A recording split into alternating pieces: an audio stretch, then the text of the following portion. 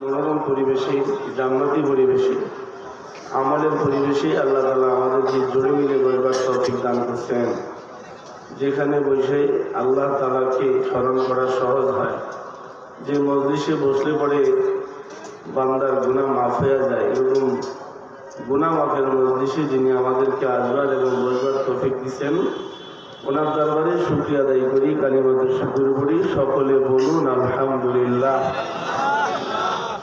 সে বিকাল থেকে হাজারাত বুজুর্গ ওলামায়ে কেরামগণ আপনাদের সামনে দ্বীনের বিভিন্ন সাইড নিয়ে গুরুত্বপূর্ণ আলোচনা করেছেন। আমার পরেও হাজারাত বুজুর্গ ওলামায়ে কেরামগণ আপনাদের সামনে গুরুত্বপূর্ণ নসিহত পেশ করবেন। আমি আপনাদের সামনে আল্লাহর কালামের বরকতি, সূরার বরকতি আয়াতে কারিমা তেলাওয়াত করেছি। আল্লাহ তাআলা আল্লাহর নবীকে বলেন, বন্ধু, আমি আপনার উপরে যে জিনিসের ওহী করেছি ওই জিনিসের তেলাওয়াত করেন। আল্লাহর পক্ষ থেকে আল্লাহ তাআলা আল্লাহর দোস্তকে ওহীর মাধ্যমে মহাগ্রন্থ আল কোরআনকে দান করেন, যেটা হবে মুসলমানদের ক্যাটালগ।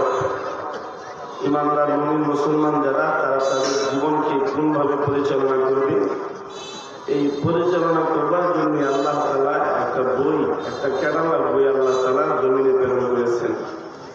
এটাই আল্লাহ বন্ধুকে ডেকে বলেন, বন্ধু, যে সেই বই পড়েন না, যে সেই ব্যক্তির বইয়ের দিকে তাকায়েন না, যে সেই বই হাতে নেন না, আপনি পড়েন ওই বই, ওই কিতাব পড়েন যেটা আমি আপনার উপরে ওহী করেছি। সুবহানাল্লাহ বলেন।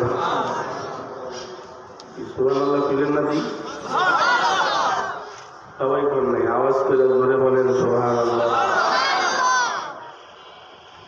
আমাদের কাছে কোরআনের মূল্য নাই, আমাদের কাছে এখন পেপারের মূল্য আছে। আমাদের কাছে আল্লাহর কালামের তেলাওয়াতের মূল্য নাই, কিন্তু আমাদের কাছে মোবাইলের মূল্য আছে। আমাদের কাছে আল্লাহর কালামকে মহাব্বত করা এরকম কোনো বৈশিষ্ট্য আমাদের কাছে নাই, কিন্তু আমাদের কাছে ফেসবুক চালানোর একটা চিন্তা আমাদের ভিতরে আছে। এই যে একটা অবস্থা চলছে, এই সমস্ত অবস্থাটা যদি চলতেই থাকে, তাহলে আল্লাহ তাআলা এই আসমান জমিনকে ভেঙে জমিনে যা কিছু আছে সব উলটপালট করে দিবে। যদি এগুলো থেকে আমরা যদি বাঁচতে চাই, রুখতে চাই, তাহলে আমাদের উচিত আল্লাহর কালামের তেলাওয়াত করা। আমরা এখনকার মুমিন মুসলমান এত শৌখিন হয়েছে যে তার নিয়মিত যত কাজ আছে রুটিন মাফিক সবই হয়, কিন্তু আল্লাহ